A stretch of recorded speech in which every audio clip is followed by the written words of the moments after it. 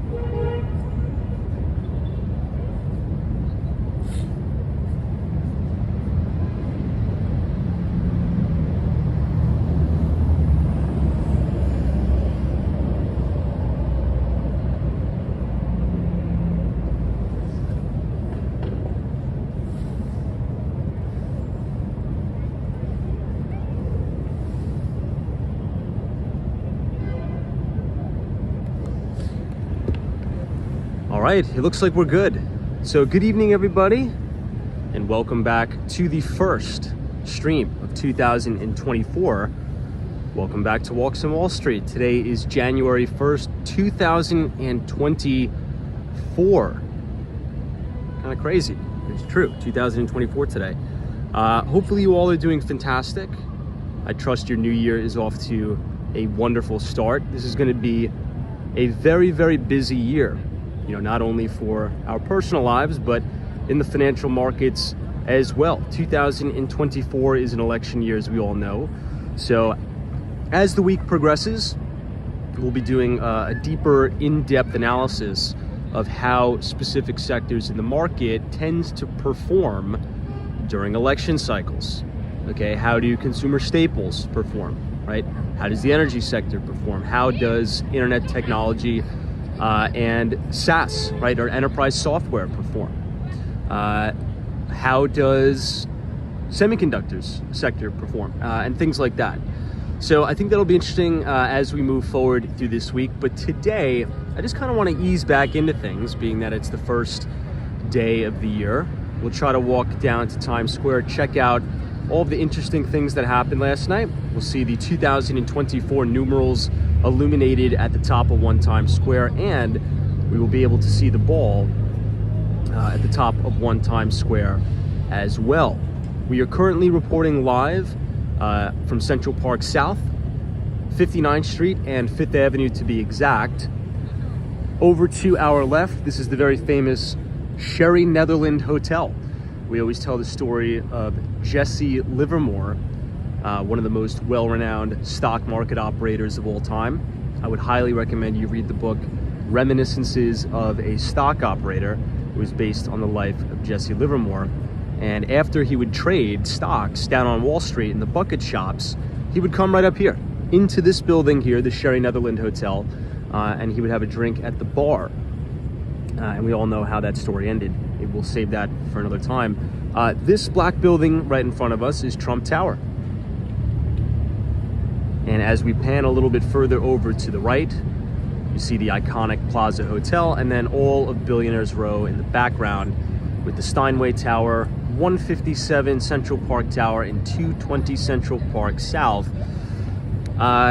Quick reminder, today, Monday, January 1st, equity and fixed income markets were closed in observation of New Year's Day, obviously. But tomorrow, or I should say Wednesday, it's going to be a pretty busy day in the market as we have the job opening survey, and we also have the FOMC committee releasing their minutes from the last December meeting. I don't think there's going to be anything really new about that. We've already did a deep dive analysis on Federal Reserve Chairman Jerome Powell's speech at the conclusion of the FOMC meeting.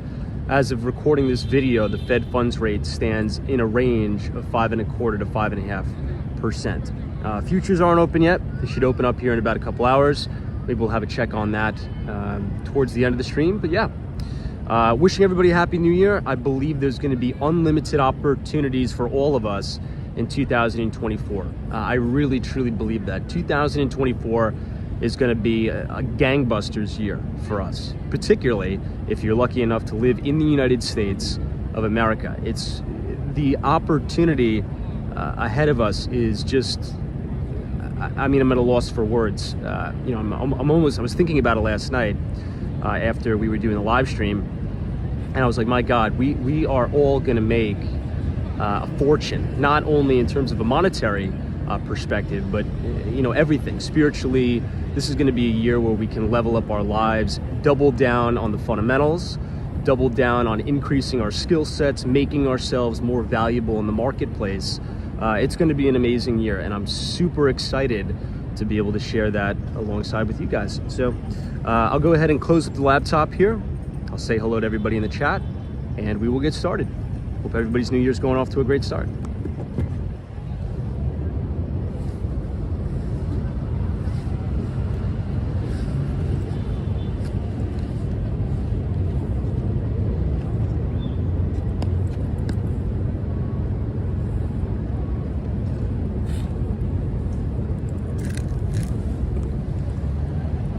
All right, beautiful day, beautiful, beautiful day.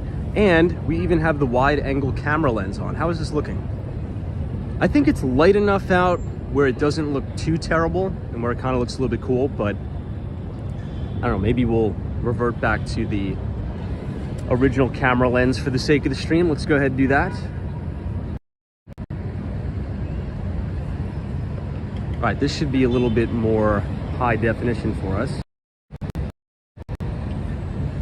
All right, cool. So let's see who we have in the chat tonight. I see Todd. What's up, Todd? Good to see you and Happy New Year. Susan Wolin, cooking is here. Welcome. Jeff in Southern Tier, New York. Hogo says, do you prefer New York or Miami? It's a good question. I prefer New York City during the summer and in the spring, and in the winter and in the fall, I prefer Miami, Florida. Very good question. We will be in Miami in 2 weeks, by the way. Hopefully we'll be able to do some live streams down there in the Brickell district. But listen, speaking of 2024 and speaking of South Florida and Miami, big stuff is to come. Our team here at Douglas Elliman, the Kirsten Jordan team, you'll be seeing us down there a little bit more often. Robert is here, says, hey from Philadelphia. What's up, Robert? Austin City Limits, Daily Watcher, British Gray from Tampa, Florida. John Johnson, it's good to see you. RB, Kathy Lyons, Sally is here. Sally, good to see you. Happy New Year. I trust you had a good New Year's Eve with you and your family. Hopefully it was everything you wanted and more. Dan Sanks, Happy New Year, Tom. I was way too drunk last night to watch your stream. Yeah, I feel as if, you know, the city was rowdy last night. The city was pretty crazy, but we do have to acknowledge this, right? And I think we could all agree on this. I think the NYPD did a really good job, right? Look, I was out and about in it, in the crowds. I didn't really see any mischief at all. It was a good time. Everybody was out having a good time.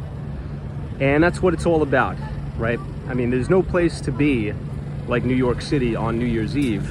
And I had a really good time.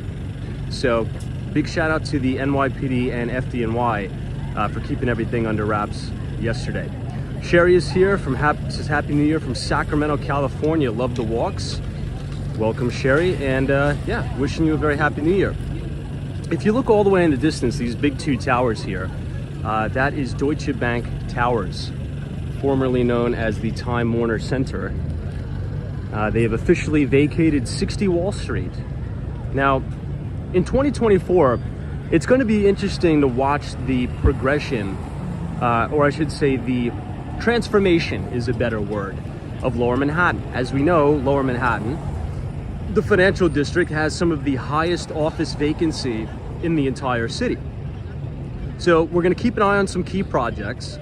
We're going to keep an eye on some of the condo conversions, right? Some of the office to condominium conversions. And I think, you know, we're going to get a lot of new and exciting product in Lower Manhattan. So we'll keep tabs on that.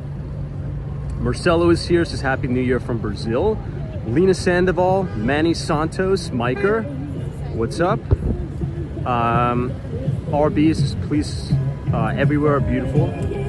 Good to see RB. Rex A, Bree Grams. Let me scroll to the top, see who we missed. Sunshine After Rain, Happy New Year. Thanks for being a great moderator. And John Burke. What's up, John? Kathy R, SoCal Lawrence says Happy New Year. All right, let's cross here. And let's head to Times Square. I want to see what's going on there today for New Year's Day. Now, once the ball dropped, which was a good time, the internet was kind of laggy, so I think I went out on you guys, but hopefully you got to see a little bit of it. And then I was kind of walking around Times Square like 1:30, 2 o'clock in the morning, just checking everything out. It was pretty cool. When Times Square is empty, you know, one of the things I like to do is go there and check out all the sanitation vehicles cleaning it up. It's kind of crazy. They clean the entire thing up in less than 3 hours. That's not an exaggeration. I mean, there was so much debris, garbage, you know, confetti all over the place. And the sanitation department quite literally had it all cleaned up 3.5 hours tops. It was pretty incredible to watch. Hey, Manny is here. What's going on? Jen Claus, good to see you. Thanks for joining us.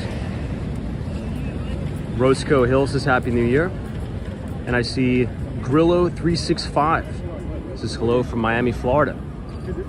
What part of Miami? I will be Mid-Beach. I'll be spending a lot of time in Mid-Beach over the next 2 weeks. So very happy and excited for that. The weather's been kind of iffy in New York City. It's been almost raining pretty much on and off every day except yesterday, which was great. And today was pretty nice weather too. So Dave S, Happy New Year from California. What's up, Dave? Out and about from Toronto, Canada. Always a pleasure to hear from you. Hopefully you had a good New Year's over there in Toronto, Canada. I wonder what kind of New Year's festivities they have over in Toronto. I never really took the time to look. This is a pretty good shot looking directly down Fifth Avenue. Pretty cool.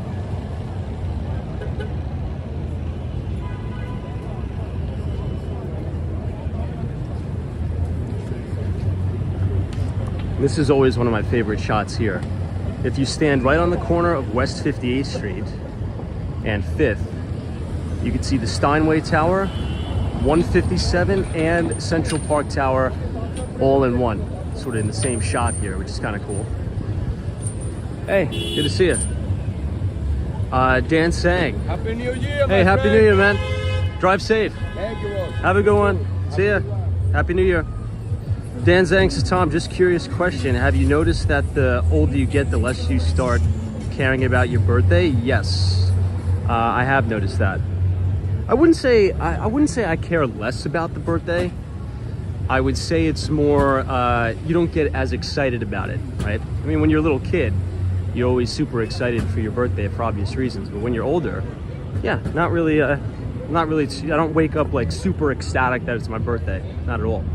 But I do get excited right around my birthday because it's Memorial Day, and that means the winter is out of here and we are headed into the summer, right? Memorial Day for me is really the official first weekend-ish of summer. I mean, sometimes in New York City, it could be, 65 degrees all the way up until May. It's really a hit or miss, so.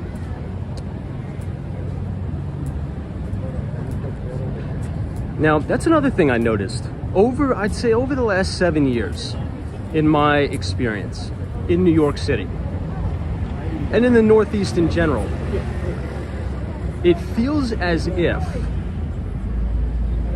the warmer weather is lasting longer, right? All the way into December and a little bit into January. And then the colder weather is lasting further into the year. Does anybody else get the same sort of feeling? Because April and May in New York City could be pretty miserable, not gonna lie. It could be raining almost every day,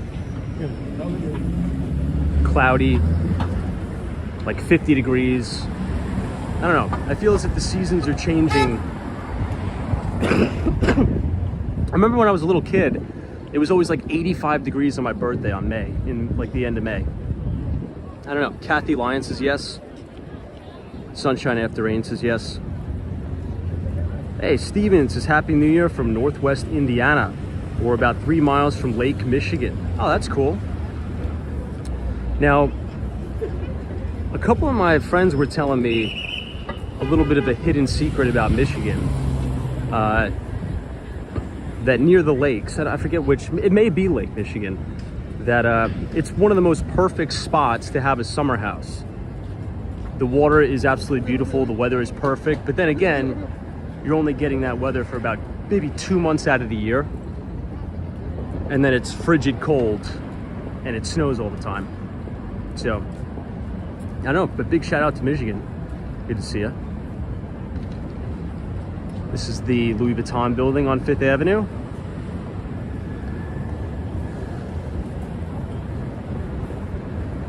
And we'll head down here.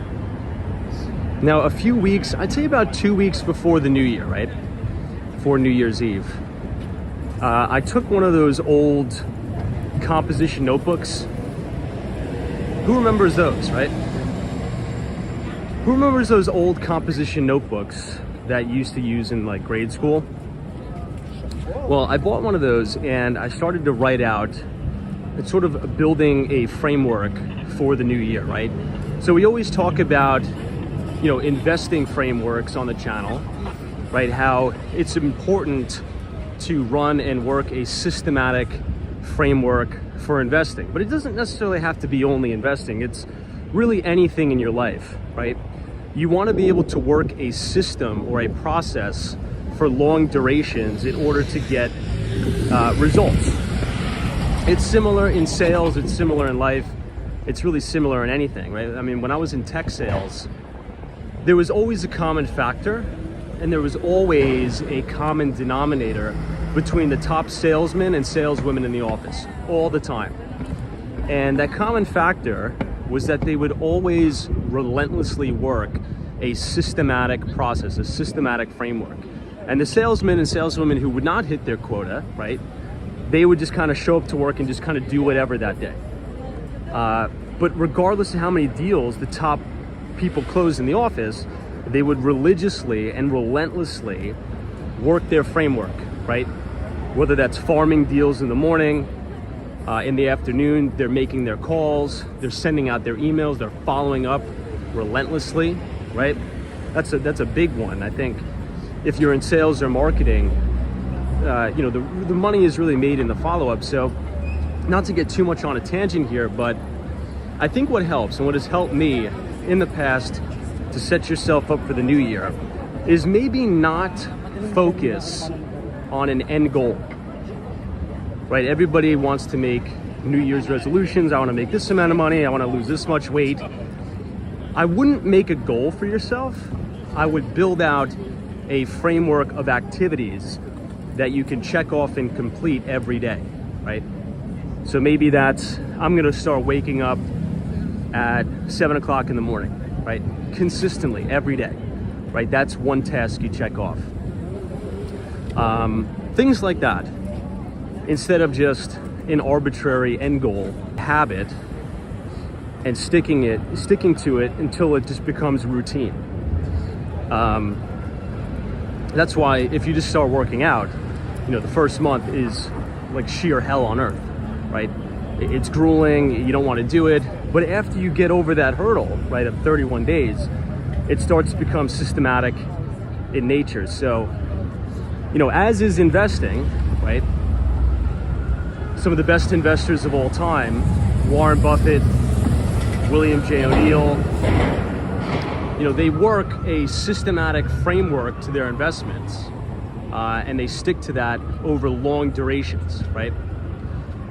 I kind of call this shiny object syndrome. Like you have, we all have those friends that are like, oh, what's the next best stock to buy, or what's the next best investment or cryptocurrency, right?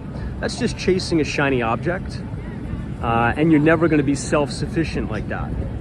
But if you stick to learning, right, and building a fundamental skill, you can work a systematic investment framework to where you don't have to, ask people for stock tips. You're just running your framework and you're finding these great companies that fit your investment criteria. So I don't know, that's sort of the New Year's thing that I was doing over the last 2 weeks, is just sort of writing out and journaling a framework. And instead of an end goal, I'm just going to stick to this framework and do it. So anything interesting that you guys do that sort of helps you stick to a process or a system? This is St. Thomas Church here. It's one of my favorite architectural marvels in the city. Absolutely beautiful. Hey, JC, this is slow but steady wins the race. Good to see you, JC. Out and about says know your limits. Don't let life's hurdle hold you back. Honest is going to start journaling this year. Harvest, that's all great advice till the economy ends up in a recession. Maybe. Maybe. Jay Sully says, Happy New Year, Tom and chat. What are some good 2024 goals? Mine is passing the C. Oh, cool. Yeah, Jay Sully, you were telling us that you were taking a computer science degree, right? Isn't that your major, something like that? But yeah, I think for me it's just being more consistent, being more reliable, right? Being more disciplined, doing things when you don't really want to do them.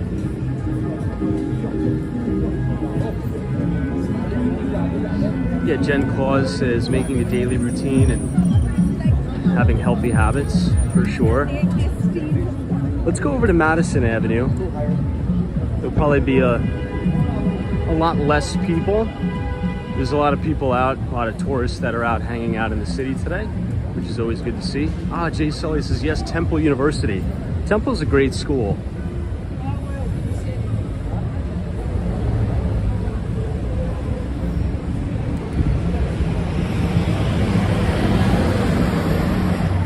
And that's also a pretty good theme, right? Jay Sully, I wrote about this, I wrote a piece on this about 2 weeks ago now, talking about thematic investments for 2024. And cybersecurity was my 2024 thematic pick, right? But again, not only in investing, I think career opportunities in computer science and cybersecurity, it's a growing industry, right? You never want to try to start a career, right, generally speaking, in an industry that's in structural decline, right? You want to look at the total addressable market and you want to ask yourself, is this an expanding TAM, right? Is this an expanding total addressable market, or is this market shrinking? And cybersecurity, which is a more niche specific, right, industry, I think is going to continue to explode this year, particularly in 2024, right? Unfortunately, I know this is an election year, so I think things are going to get a little bit, let's just say a little bit frothy. Let's just say that. Not only in terms of the infighting between the Democrats and Republicans in the United States, stateside, but you're going to have a lot of foreign entities and foreign actors trying to, meddle in elections, trying to disrupt services, cause problems. It's not if it's going to happen, it's how frequently is it going to happen this year, right?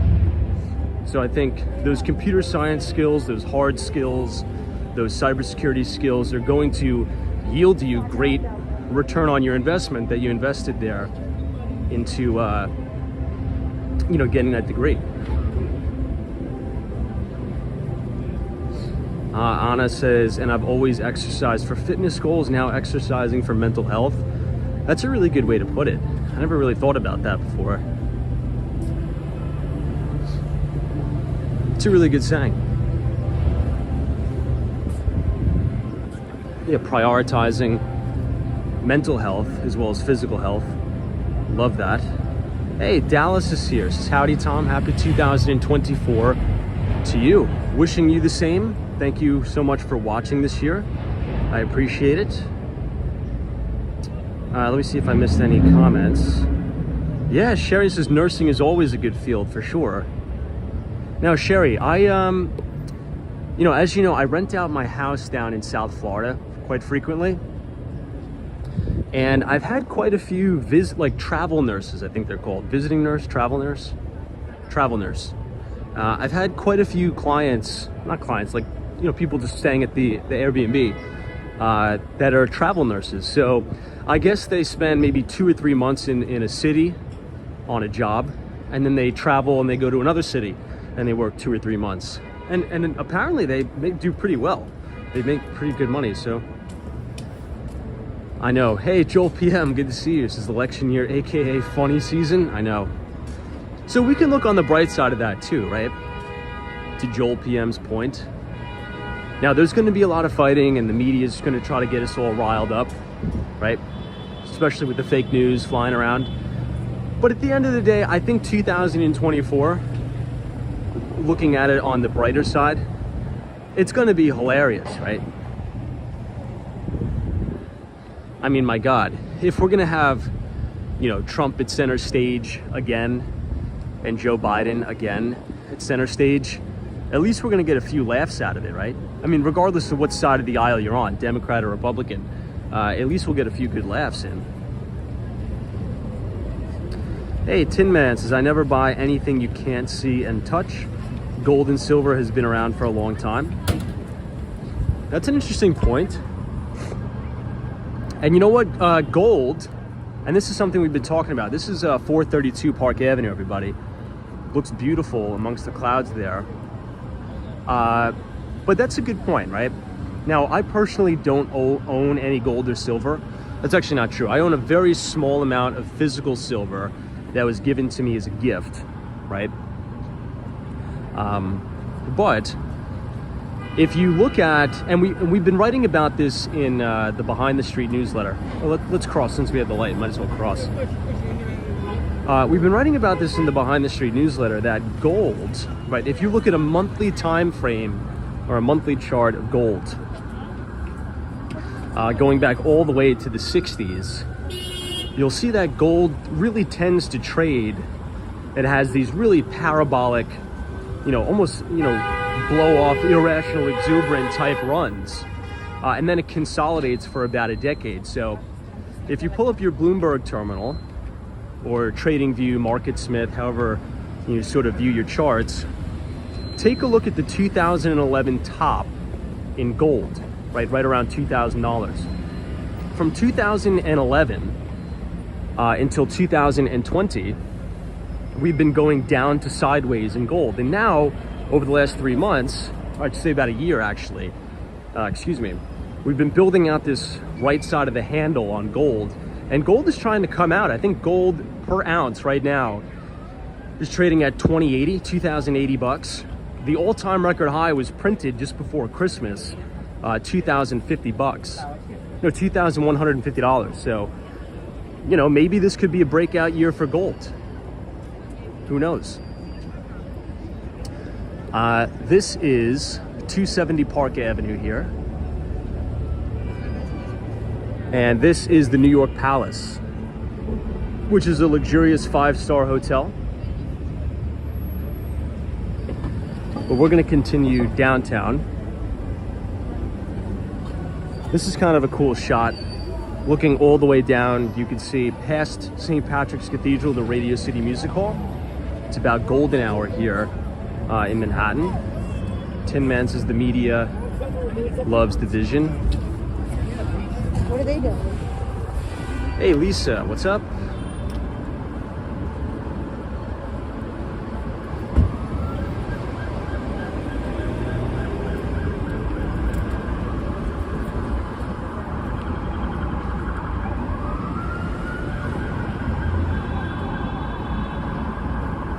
Hey, Estelle says, hey Tom, what's up Estelle? Good to see you.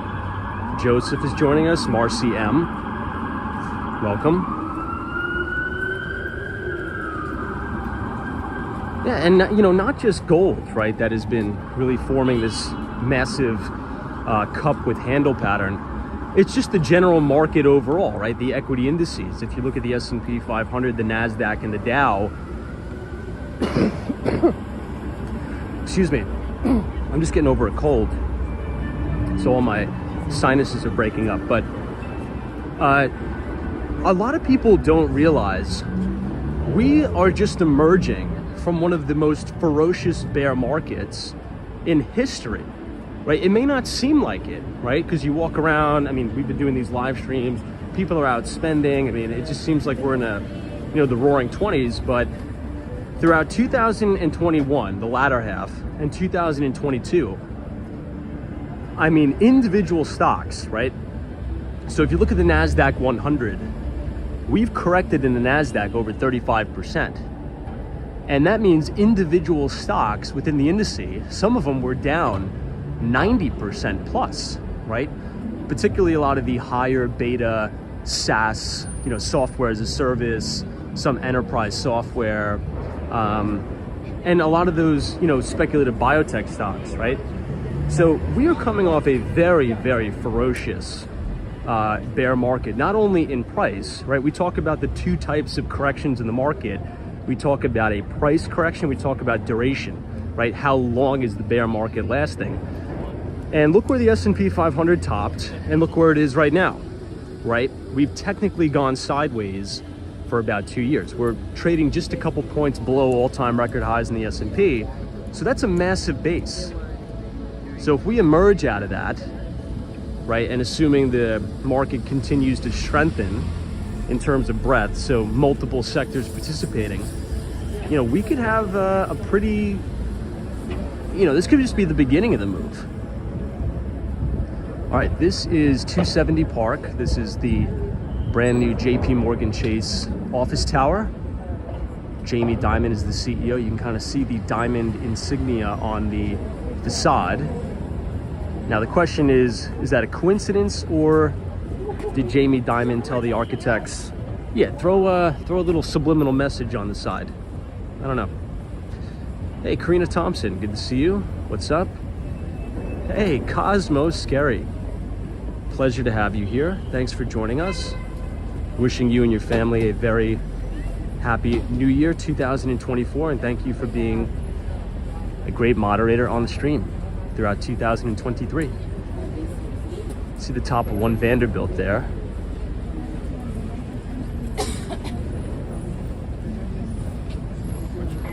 Try to make a move around this group.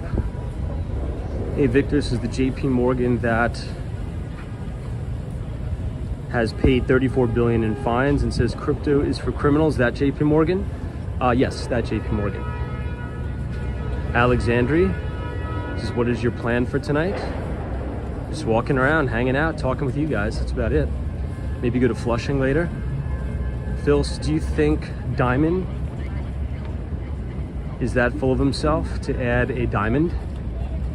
Well, let's look. What do you think? I'll show you one more time.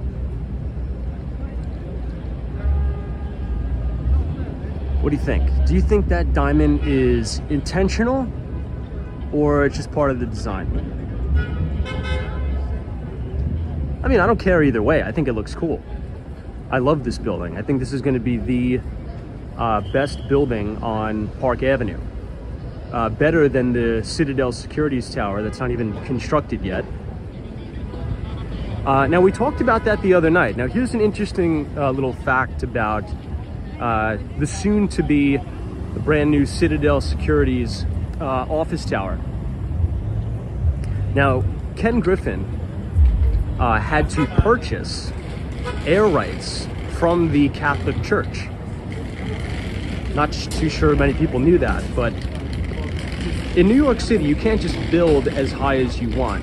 You need the appropriate air rights to do so. And if you don't have those air rights, you can purchase them from other people.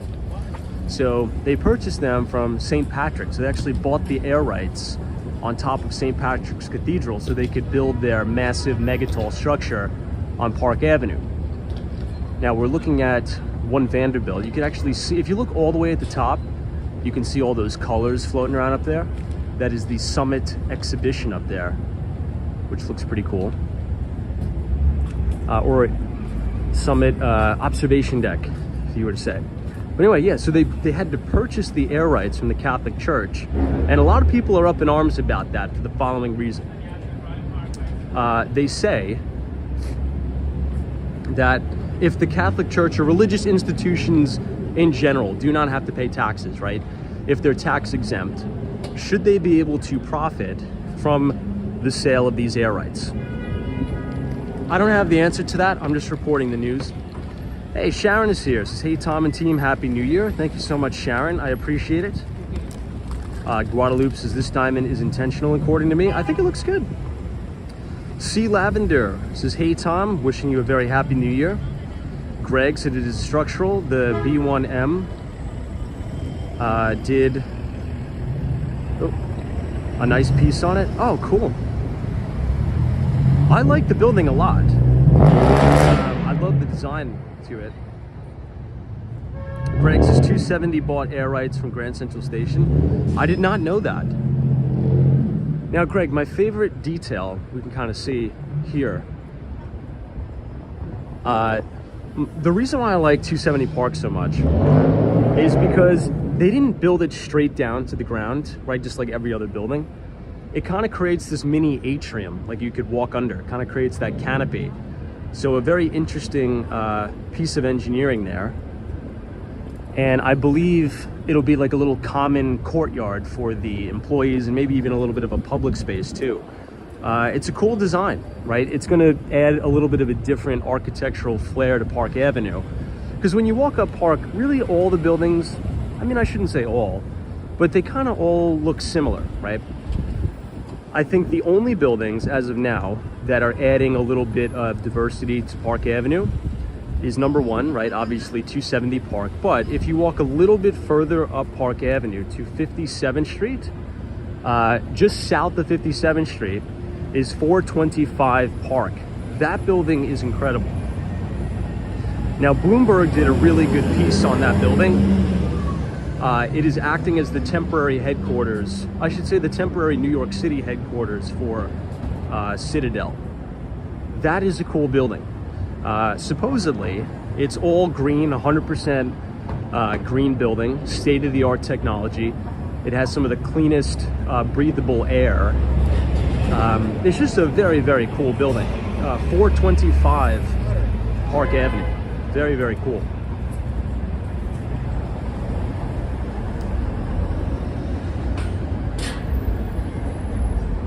All right, we're making our way down Madison Avenue. This is 45th Street in Madison.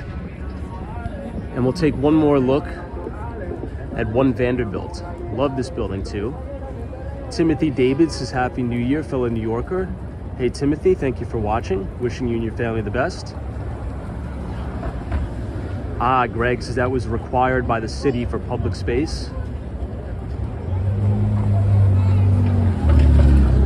Micah says, do you know how much the air rights cost? I do not know how much it costs.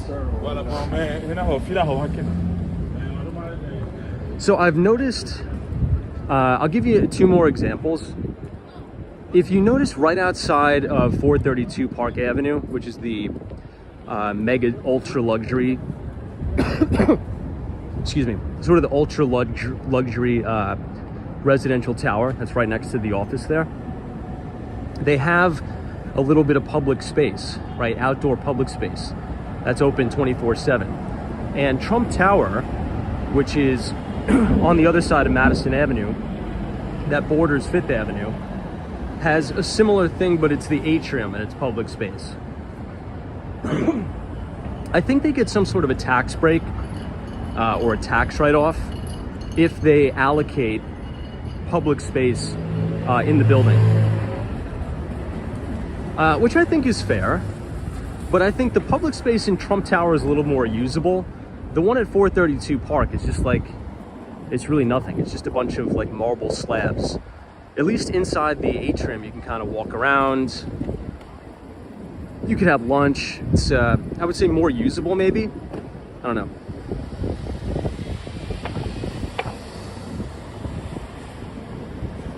Hey, Richard Vogel is here. Good to see you. Richard Vogel says, Tom, was it difficult to get home last night? Not really, actually. I don't live too far away from here, so I just walked home.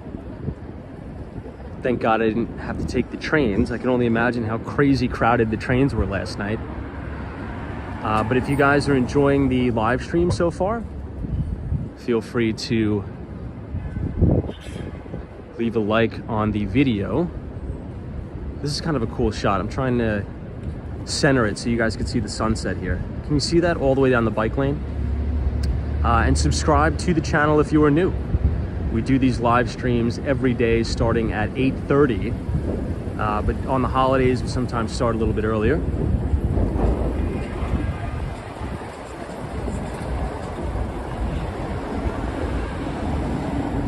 Hey D, what's up?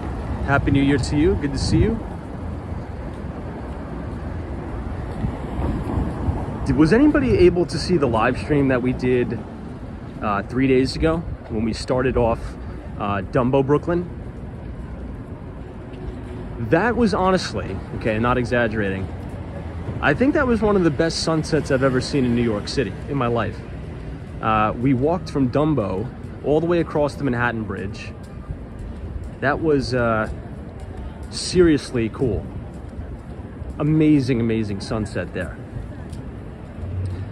I almost liked it better than some of the sunsets I see in Miami, and that's pretty hard to beat. If anybody's ever been to South Florida, I mean, wow, incredible. All right, this is one of my all-time favorite shots in the city. You're looking at a direct view of the Chrysler Building. This is right on the corner of East 43rd Street and Madison Avenue. Brent Hawthorne, since we rewatched it last night. Wasn't it a good sunset? I should have taken a standalone video of that too. Greg says, Tom, sorry about that one. One Vanderbilt bought air rights from Grand Central. 432 was part of the rezoning around Grand Central for building primitive Class A office space. Got it.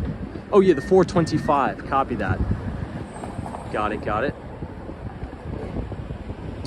Yeah, which makes sense though, Greg, right? Because since we're here, we might as well walk in there just to sort of explain it. If you make this right, okay, by Grand Central and the Chrysler Building, there's one of the main entrances, or I should say a newer entrance to Grand Central right on the corner of Vanderbilt Avenue there. Lisa Davis says, hey Thomas and everybody, joining a little late. You're right on time. Good to see you. Jeff in Southern Tier, New York, welcome. Thanks so much for watching. Andre Dem, yeah, we were walking around a massive crowd last night, which was fun. I had a lot of fun last night. Even though you're not right in the middle of Times Square, I kind of like being on the outskirts. You have more mobility, you know, people are hanging out in the streets. I mean, it's not every day you could walk in the middle of the street in New York. It's pretty cool. Eric says, have you walked by the old... No, the sugar refinery being restored. I have not. Maybe I have walked past it and I just didn't know what it was. But where is that?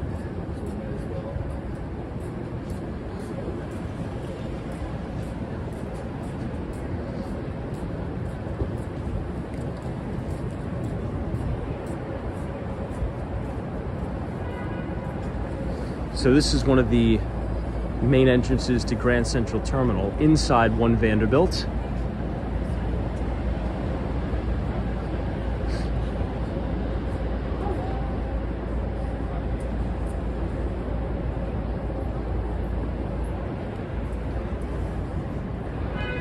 Pretty incredible view.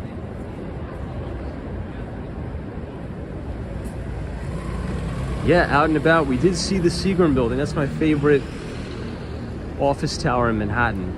Love the Seagram Building, particularly during the summer. I like it because it's built a little bit further away from the street.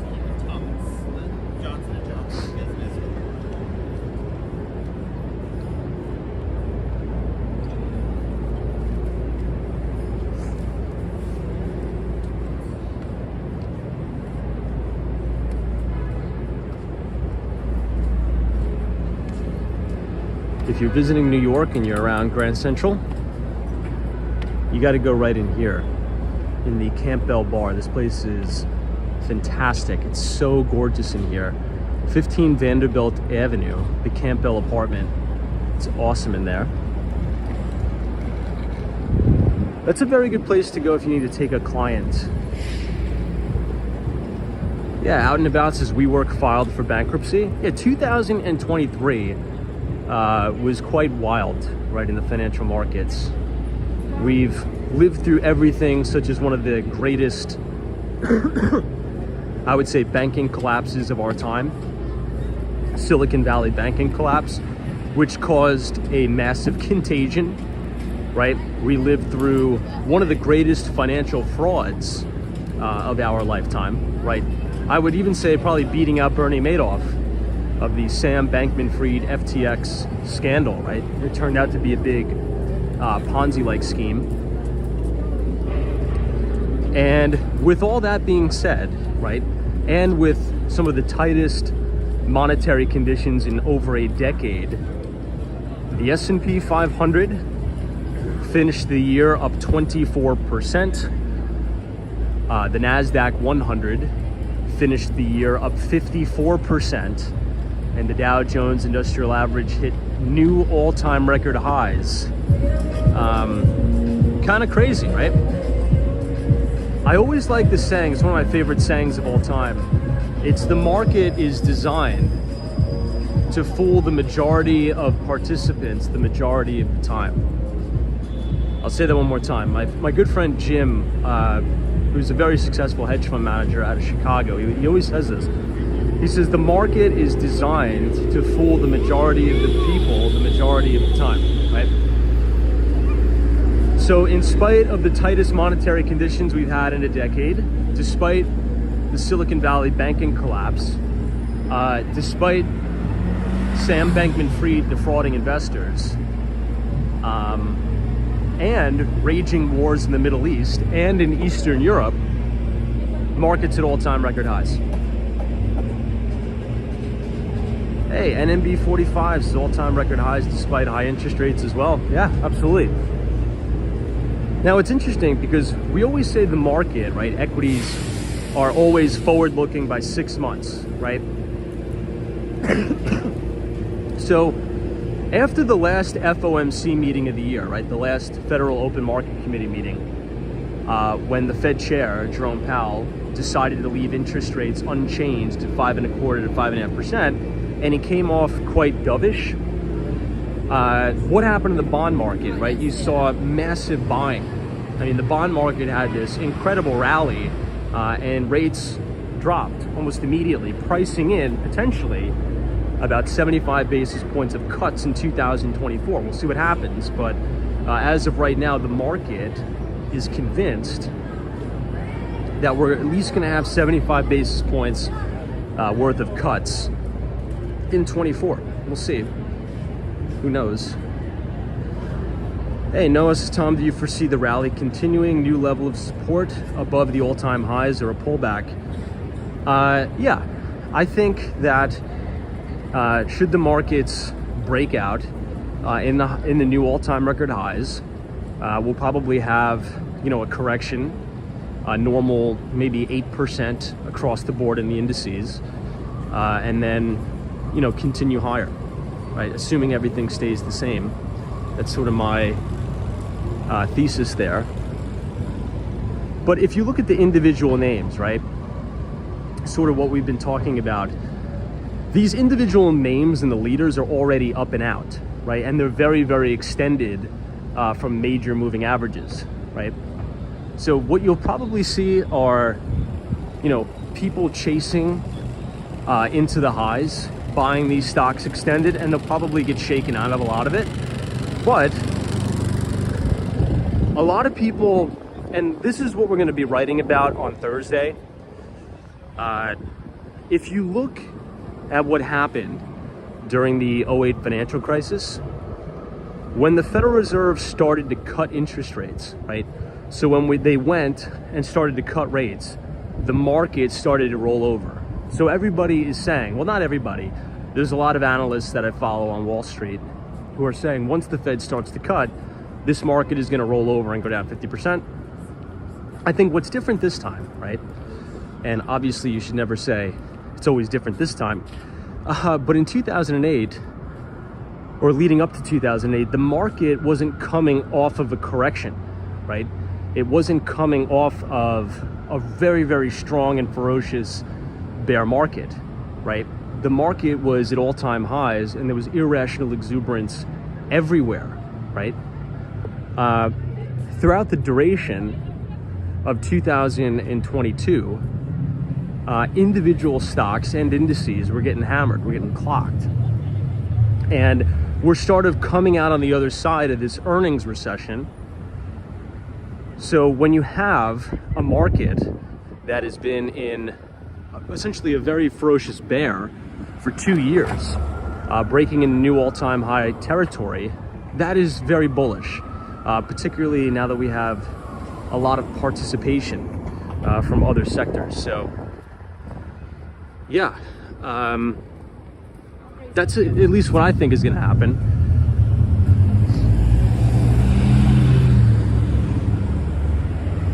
But usually during an election year, right, statistics show that the market usually returns about 8%. The year of an election year is usually very muted returns because investors are trying to feel out, what's going to happen, or is there going to be a re-election of a president, or are we going to get a change in leadership. So you usually have very muted returns, but in an election year, it's usually about plus 8% for the S&P. I don't know, what do you guys think? Do you think that we're going to continue this, or do you think we're going to roll over? Hey, Jay Grant is here. Says the weather is perfect for an evening walk. Good to see you, Jay Grant. Yeah, I kind of want to check out, I want to stand right here and show you guys this direct view of Grand Central Terminal. So they just reopened this. I think they were doing some construction on this underpass here. And look at that. This is a direct view of the on-ramp leading up to Grand Central Terminal and the MetLife building, which is pretty cool. Hey, George says, what's the best percent you get for your savings in US banks? Well, honestly, I think if you have cash laying around in like a brokerage account, you're better off just buying a money market for the liquidity. Obviously, I can't provide any sort of financial advice, but if you just look at your broker dealer, whoever that may be, right? Charles Schwab, Interactive Brokers, Fidelity, just look at some of the money market funds. And essentially money markets are just very liquid funds that invest in bonds, treasuries, things like that. Schwab had some at like 5%, right? So imagine if you had, $3-4 million bucks in your brokerage account last year, you just park your cash, make 5%, pretty much risk-free. However, then you would have missed out on the plus 24% on the S&P 500 or the plus 54% on the NASDAQ 100. However, it's important to focus on risk-adjusted returns, right? That's sort of what's most important. So a 5% sort of risk-free rate of return is pretty good, right? It's pretty good. You're not taking any volatility risk. So, but usually over the long term, equities will outperform bonds. But if you guys are enjoying the live stream so far tonight, feel free to leave a like on the video. Click the subscribe button if you're new. Oh, this is 99 Park. This is, I haven't been in here in a long time, but this is actually where I had to sign my lease for my old apartment. I had to sign it right here. 99 Park Avenue.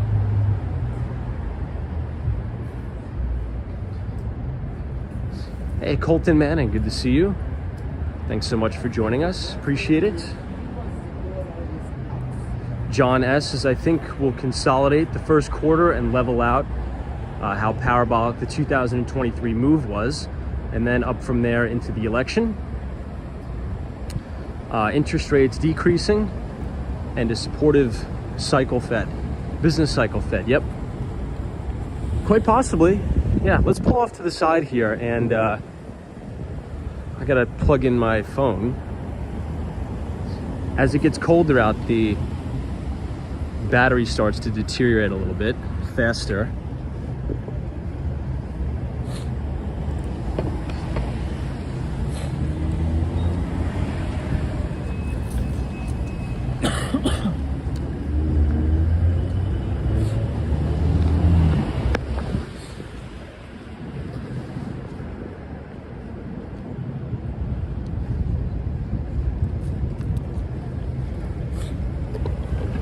All right, team, we're good to go.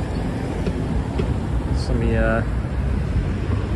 but if you guys are interested in continuing the conversation in terms of the financial markets, every other Thursday after the market closes, we write a free equity research piece that we send out to all of our Walks on Wall Street subscribers.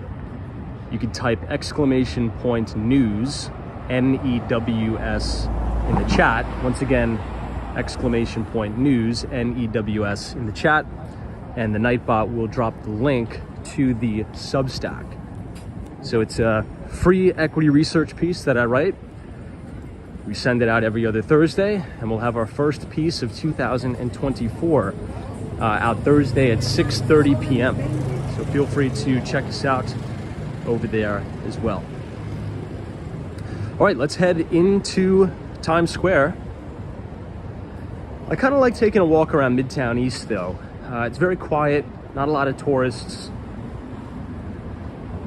Really good for a walk.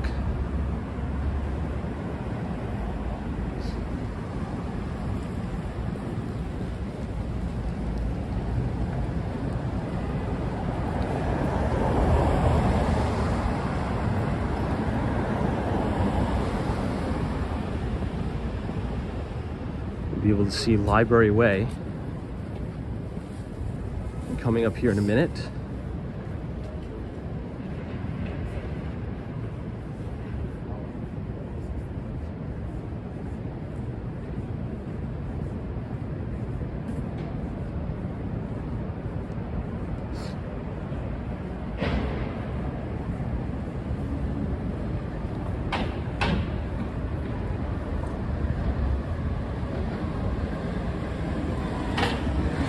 So a few weeks ago, I was reading this article that says that if you want to improve your idea generation, so if you sort of have brain fog and you want to improve idea generation, one of the best things that you could do is just go outside and start to just walk around, right? You don't even have to have a particular place to go, but just sort of start walking around aimlessly. You know, don't even take your phone, right? You can take your phone, but put it on silent. And as you walk around, you'll just start to generate ideas. Your brain will start to think better. And I think that's exactly what's helped me, right, throughout the years. I can't think at all when I sit still, right? Even when I get brain fog, when I'm trying to write the newsletter or think about something to write about, I just go outside, grab a coffee, and just walk around the city. And then ideas start to come. I write them down in my notes as I'm walking. And there's a ton of inspiration that you can get in the city too. So maybe that's another little tip for 2024. Even if you live in the suburbs, right? Just take a walk around your neighborhood, walk around the cul-de-sac, and generate more high quality ideas. I think Steve Jobs used to do that. I think his best ideas would come while walking. Mary says, Tom, do you have any music on while you walk? Sometimes and sometimes not. Sometimes I really do, particularly when it's a nice day out.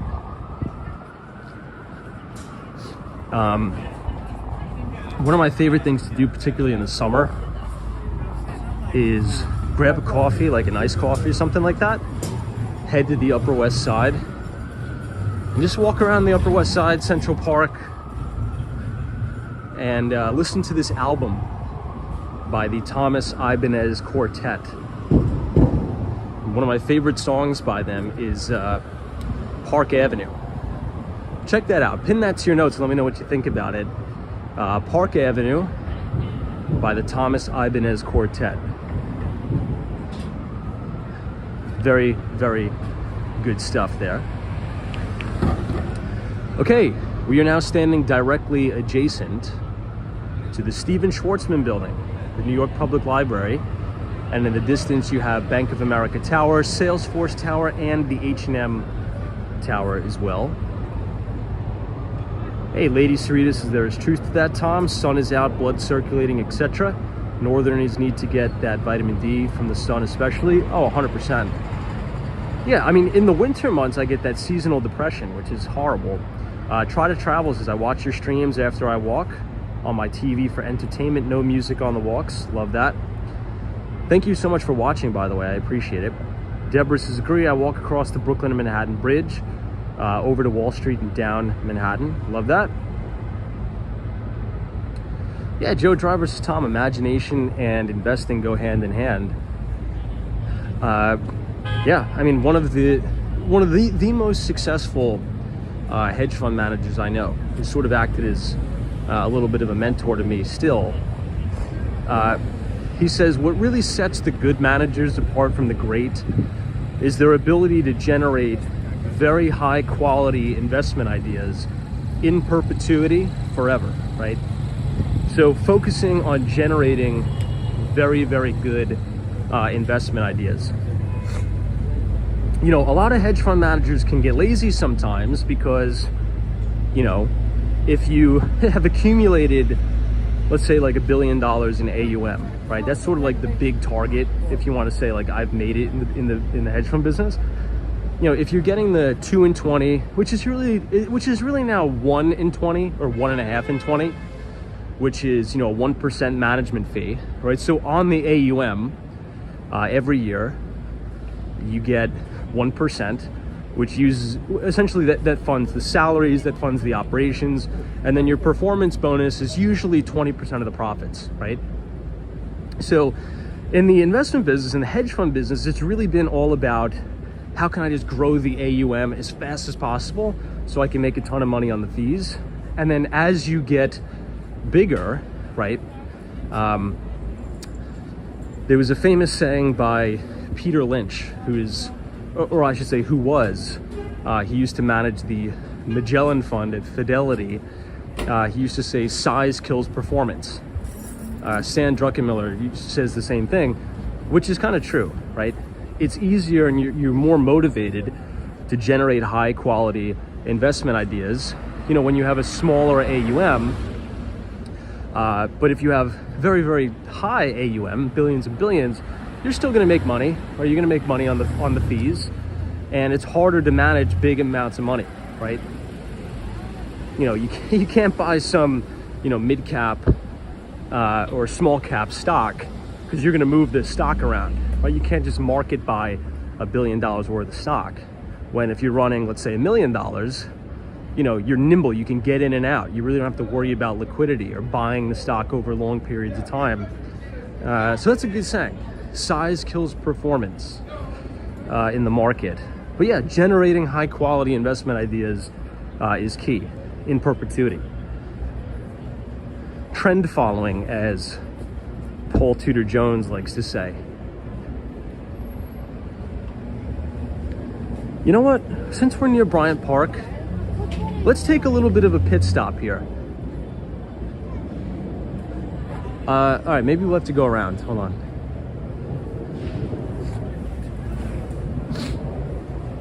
There's tons of barricades up, but since we're here and the Bryant Park Winter Village is probably going to be taken down soon, we will go, you know, in and around.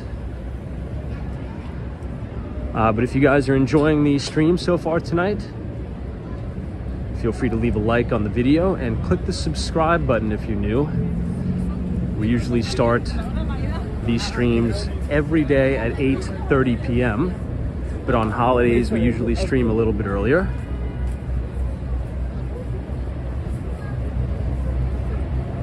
We're gonna make this right by the Bank of China.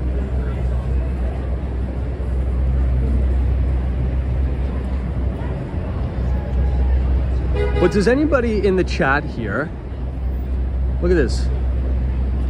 Love the design on the Bank of China. But does anybody in the chat have any ideas or tips that you utilize to help you generate fresh ideas, you know, to stay consistent and motivated in really just being consistent into sticking with the plan and investing in generating those ideas? If so, I'd love to know. I think we'd all love to know. Hey, Brendan O'Brien says, Tom, what are you seeing for the big city condo market in 2024? I think you're going to see transaction activity pick up a little bit, which, look, 2023 has been a very, very tough year for real estate brokers and agents, right? For obvious reasons. And we've sort of talked about why. We've been writing about this in the newsletter. It's really to the point of ad nauseum now. And really, I could sum it up in one sentence or one saying, and that's order of liquidity. Assets tend to correct in order of liquidity. So as interest rates go up, equities reprice the fastest for a higher interest rate environment. When real estate, since it's rather illiquid, right, in comparison to equities, it takes a longer time for price to react. So the first thing you see is sales transactions decline and really fall off a cliff in a big way. And that's what we saw in 2023, right? I mean, real estate agents and brokers were making money hand over fist in 2021 when you were getting, you know, like 10 offers on one house and you were closing, you know, 10, 20 deals a year. Now, I mean, deals have gone down 80%, right? And the amount of real estate agents leaving the business is really at an all-time record high. But it's the washout in every cycle. So since rates have come down a little bit and prices have come down a little bit, I think you're going to see an uptick in transaction activity, particularly in Manhattan, specifically in new development. You know, I've been walking around, I've been, you know, working on some deals in the city where, you know, it's going for, you know, 20% under, you know, market, with the sponsor throwing in paying the transfer taxes and the sponsor, you know, paying the mansion tax too. So if you buy real estate in New York over $1 million, you're gonna have to pay that 1% tax on the entire thing. So sponsors are really paying that now, and you know, you can get better deals, which is good. All right, so we are now inside the Winter Village at Bryant Park. I don't know how much longer they're gonna keep this up, but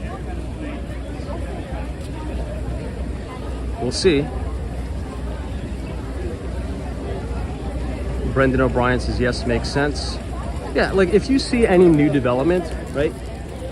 The first thing that I say that you should always look for. So let's say if you're looking to buy like a 2-bedroom apartment in New York City, in a brand new building, right? In new development. The number one thing you should do is first look at what other projects the developer has built and what percent sold that developer is. Because if he's only like 30% sold across all of his projects, well, he's going to want to do everything in his power to move product. So as a buyer, you can use that to your advantage to sort of say, okay, I really like this location, I really like this property, but the developer has 3 other projects up in the city right now that are less than 50% sold. So when I make my offer, I'm going to come in below asking, and I'm going to say, I want you to pay the transfer taxes, I want you to pay the mansion taxes, and I also want, you know, 12 months of common charges thrown into the deal, right? That's how you can get very, very good discounts in the city right now, and that's happening. You just got to know the right people to work with. So, oh, it looks like the skating rink is temporarily shut down. You have the, what is it called, the Zamboni now here? That's sort of paving the ice, or making the ice smooth again. All right, let's head out and go to Times Square.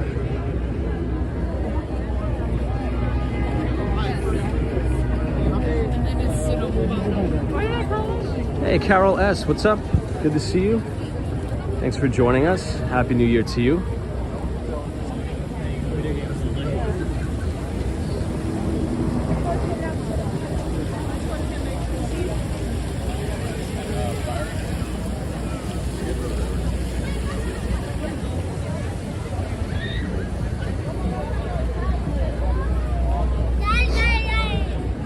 But I don't know. I mean, wherever you guys are watching from in the US, I mean, what are you seeing in your neighborhoods? Are you seeing the market soften materially in terms of the housing market, or are prices and valuations still elevated? I mean, are you seeing deals being done, or sort of what is the progress in your market that you've been seeing?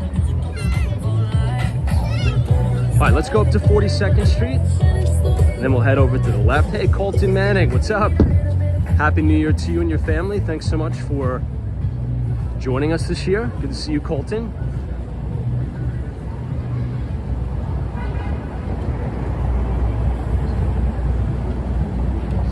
Alexander says you're not exhausted from walking so much. No, this is like easy, like the easiest thing in the world.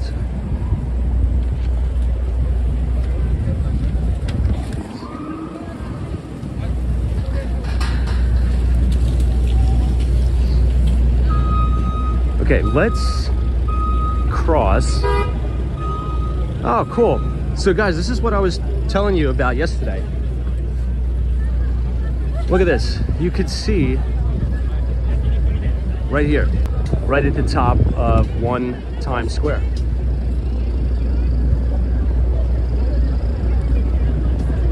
Very cool.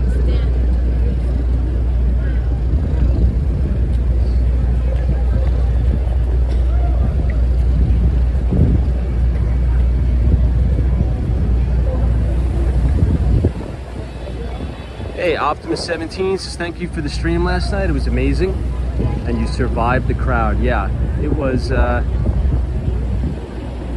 crazy. It was a lot of fun. Hey, Lorraine's is watching from Boca Raton, Florida, and they can't build fast enough for the market. Downside is there's major traffic everywhere. Oh yeah. You know, I've noticed that. You know, being in South Florida for the last 2-3 years, I've noticed a lot more traffic, particularly in Miami. So that is the downside, for sure. But wishing you a very happy New Year, all the way from Boca Raton, Florida. Thanks so much for joining us. Appreciate it.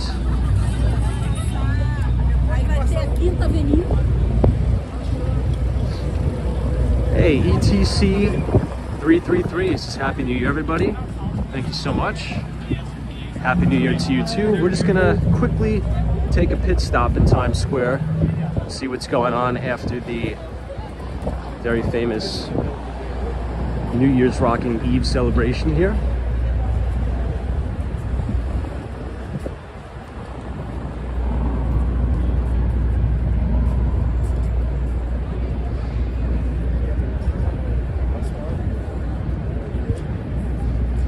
The crowds are probably going to be huge. This will probably be the last time we walk into Times Square in quite some time. I think we all need to take a break from Times Square. Speaking of break, let's go over here. And I'll put you guys down for a moment. Hey, Bighorn MT, what's up?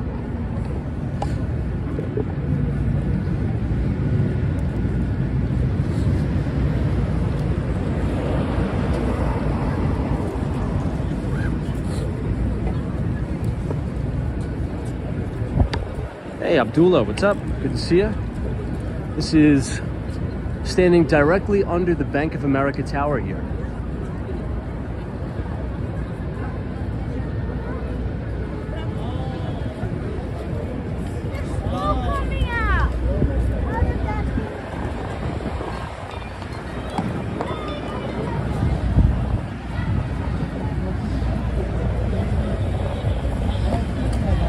I wonder how long it's going to take people to adjust back to normal work schedule now.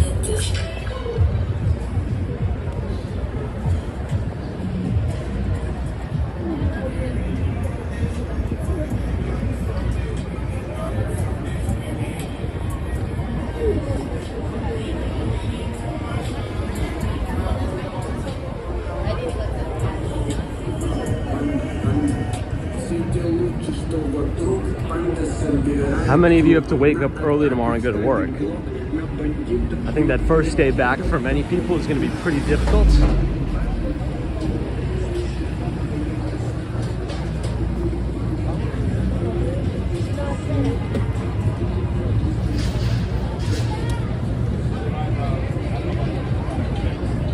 Trying to change currency, right? Yeah. Cloris is you? Yeah.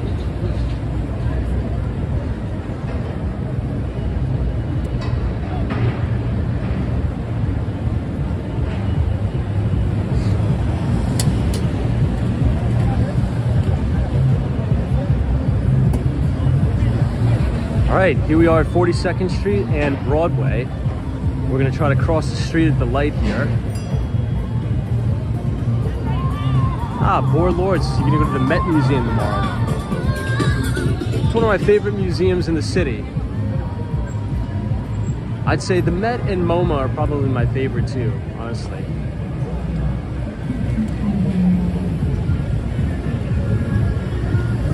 Bass, are there any 24/7 diners in the city? Yeah, of course. I go to one all the time. It's called The Flame. It's on 59th Street. Right next to the Deutsche Bank Tower. Very good. Let's see how crazy the crowd is going to be. Maybe we will. It doesn't look too bad. Once we get past the scaffolding, we'll see.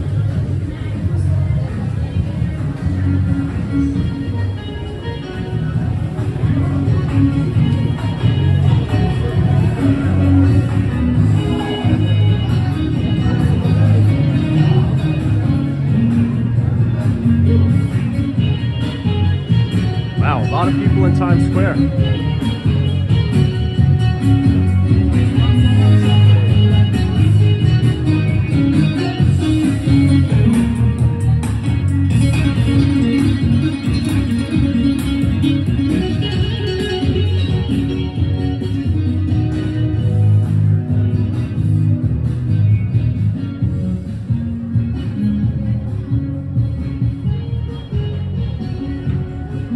So here we are.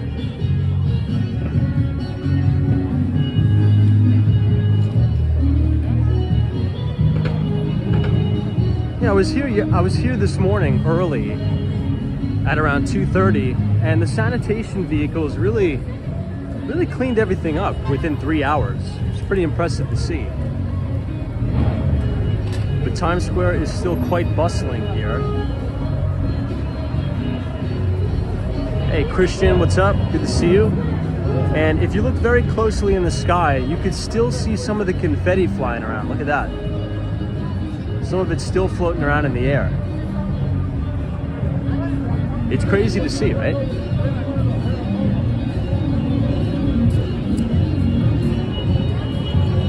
We're standing right outside of the NASDAQ.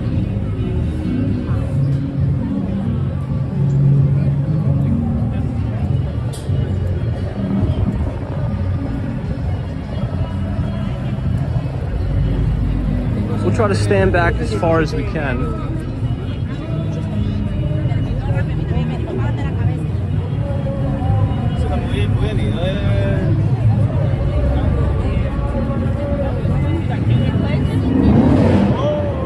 Yeah, it's pretty much all cleaned up.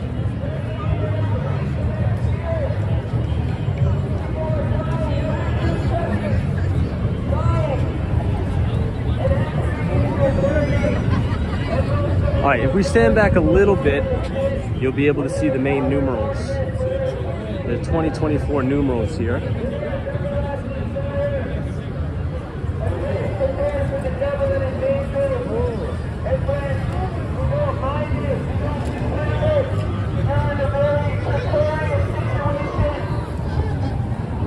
some of the confetti here.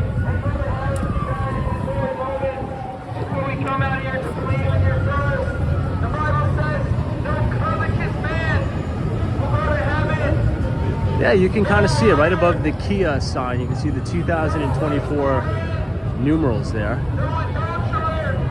Pretty cool.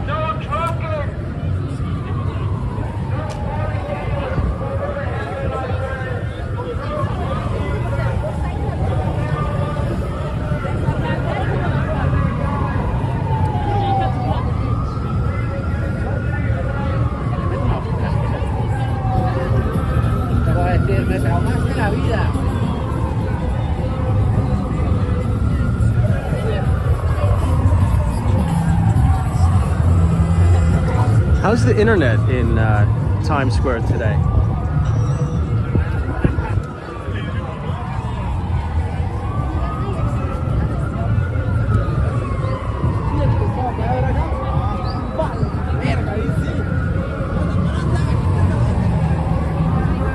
Not bad.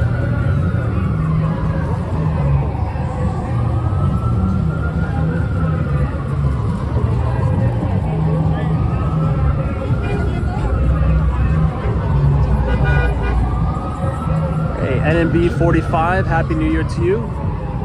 Yeah, you can see the ball and the 2024 numerals pretty clearly up at the top there.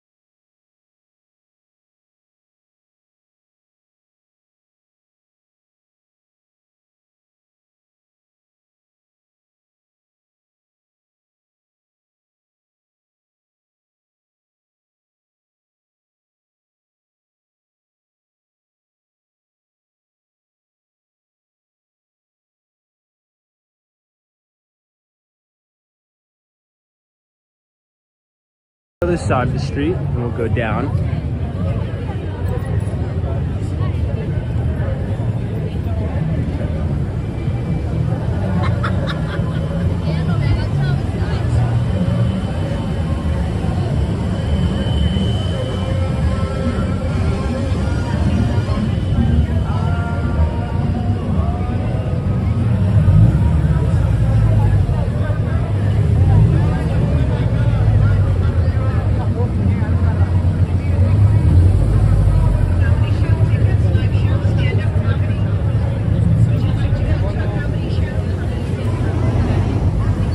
I think if we cross back over, it'll be the easiest way to get out.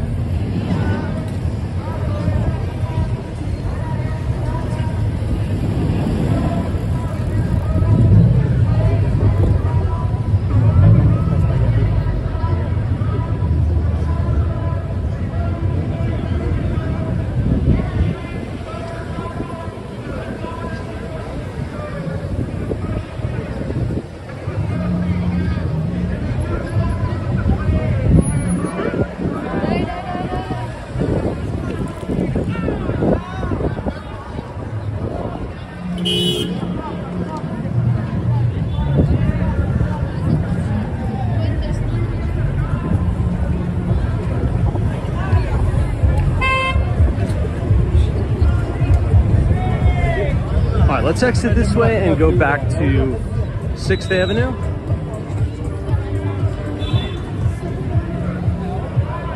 I'll give you one more look at the 2024 numerals up there.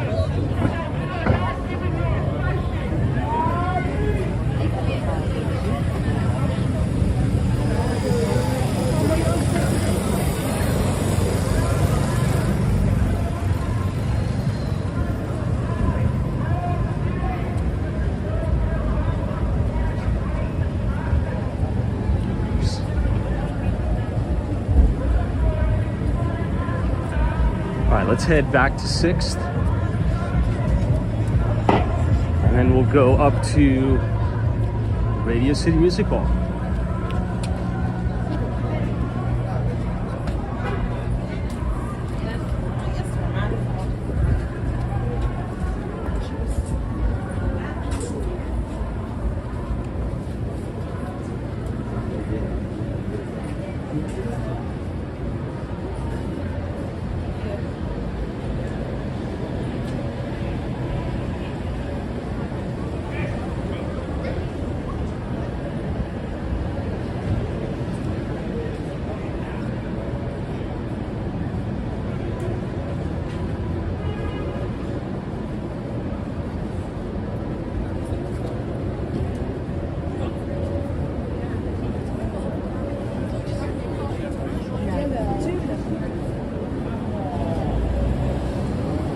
So what do you guys think?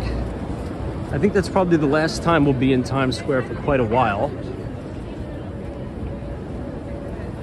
It's nice to see it, you know, once or twice a year during New Year's. Hey, Zozo Bob. Happy New Year to you. Yeah, Jay Grant says 5:30 feels like 8:30 at night. Yeah, and now the holidays are over. It's just gonna be, you know, 2 very long months of winter, but it appears that it's a mild winter this year. I don't even think we've had snow yet. Last year on Christmas, it was 0 degrees. This year's been nice. It's been in the 50s almost every day. A little bit rainy, I'd say. But besides that, not too bad.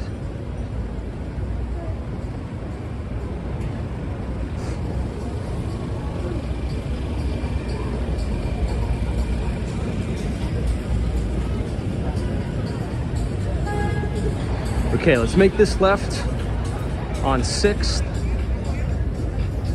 and we'll walk past 45th, and this will take us back where we need to go on the east side. Resolutions. There's one of the sanitation vehicles there.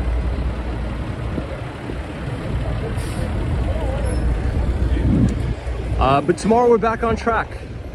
You know, this week we are going to hear from the Institute for Supply Management as they release their PMI numbers, so we'll be doing a deep dive into that. Holidays are over. Everybody's going to be back into the office. Back on track now. And we have a lot to cover. Honest as, do I have any New Year's resolutions? Not really. Again, just kind of just working those, just being consistent and working a systematic process, right? A systematic framework of activities every day, and not deviating from that. I think that's what I'm going to be trying to do. What about you? Let's cross by 1166 Avenue of the Americas. This is my old office right there. It's also home to D.E. Shaw. Maybe tomorrow night we'll be down in Lower Manhattan. We'll check out the Wall Street Christmas tree one last time. And maybe we'll go to Battery Park.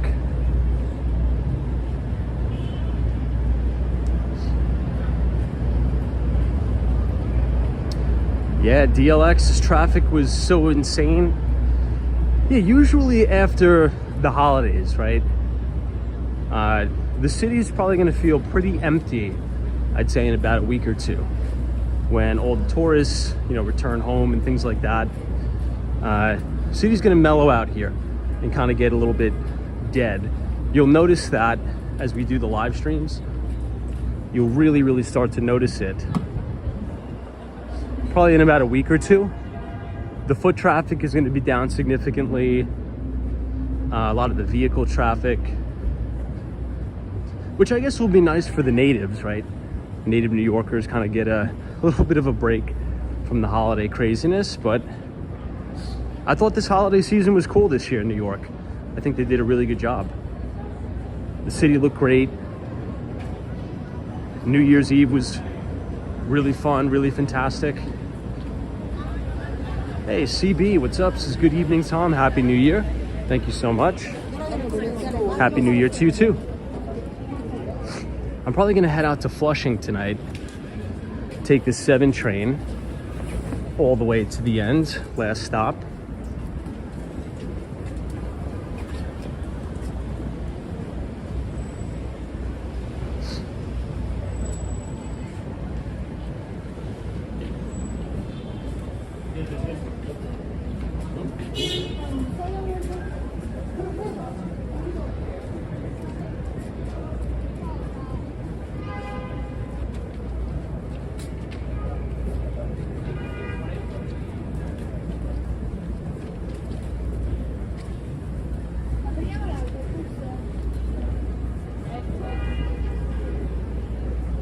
See if we can make a little move around here.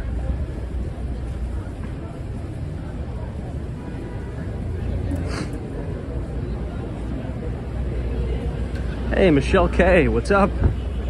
Happy New Year. Hopefully you had a good start to the 2024. Hopefully you're looking forward to the week.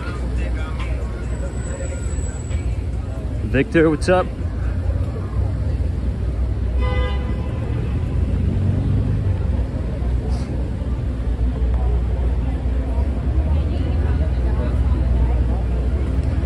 Yeah, I'm excited for this year.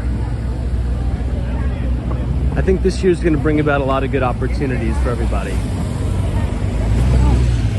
And hopefully we'll be spending a little bit more time in South Florida. Building out things in Miami, Mid-Beach, a little bit better weather. Hey, Jonathan from Florida says hello, Tom and team. Happy New Year. Likewise, Happy New Year to you too. Hopefully 2024 is off to a phenomenal start. We started the stream early tonight, just kind of checking out the city on New Year's Day. We talked about, some of our forward-looking projections to the markets.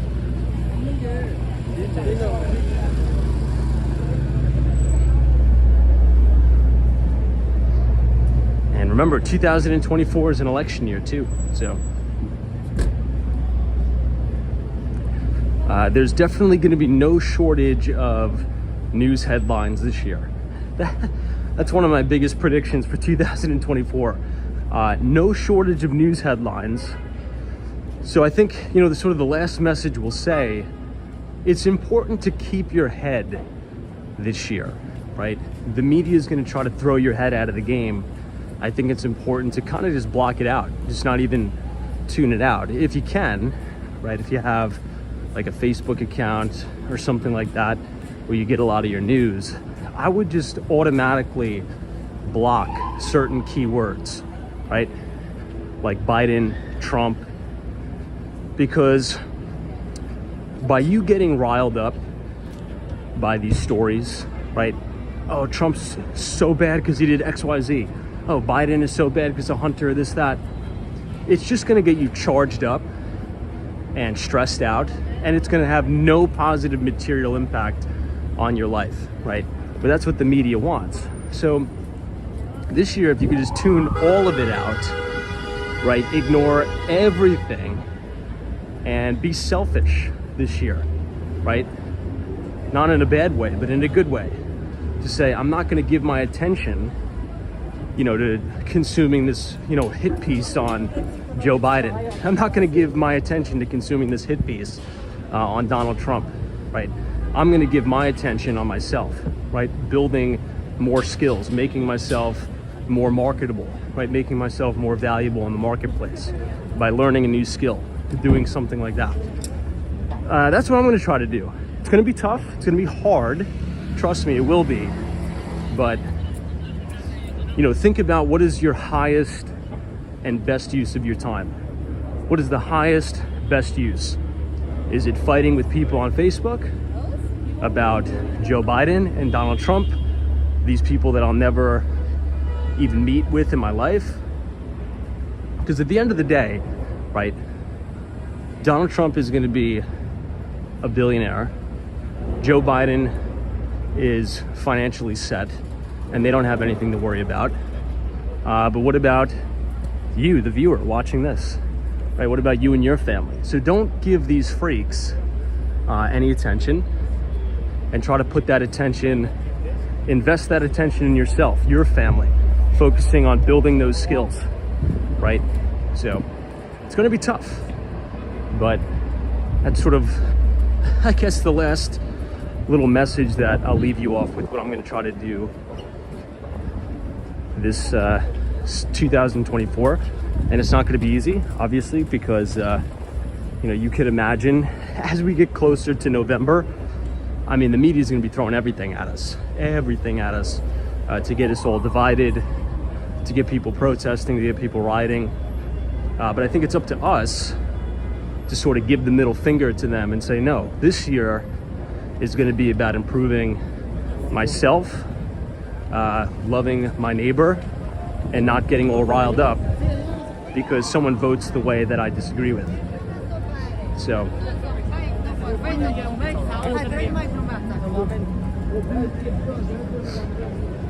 hey Dave, what's up? Hey, Muhammad is here, says Happy New Year. Thank you so much, Khalid Muhammad, appreciate you. Trust you're well. Hopefully you had a very happy New Year with you and your family so far.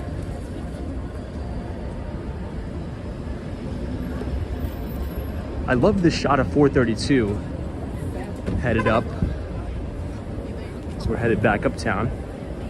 But if you guys enjoyed the live stream, feel free to click the like button and hit the subscribe button, because we do go live every day starting at 8:30 p.m. Eastern time. We talk about the financial markets. We cover US equities, global macro, fixed income, and we give a deep dive on the New York City real estate market. So if you want to stay up to date with that, if you type !news, NEWS, in the chat, the Nightbot will drop the link to our free investing newsletter. And we will send out the first edition of the Behind the Street newsletter tomorrow, actually Thursday, of 2024. This is the New York Palace. Still has all the holiday decorations up. Looks beautiful here.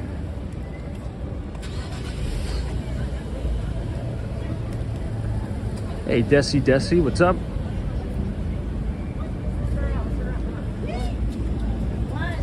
We're walking directly behind St. Patrick's Cathedral.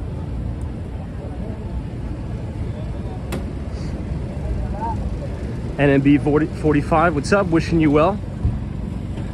What did you do this year for New Year's Eve? 45, anything interesting? Anything fun?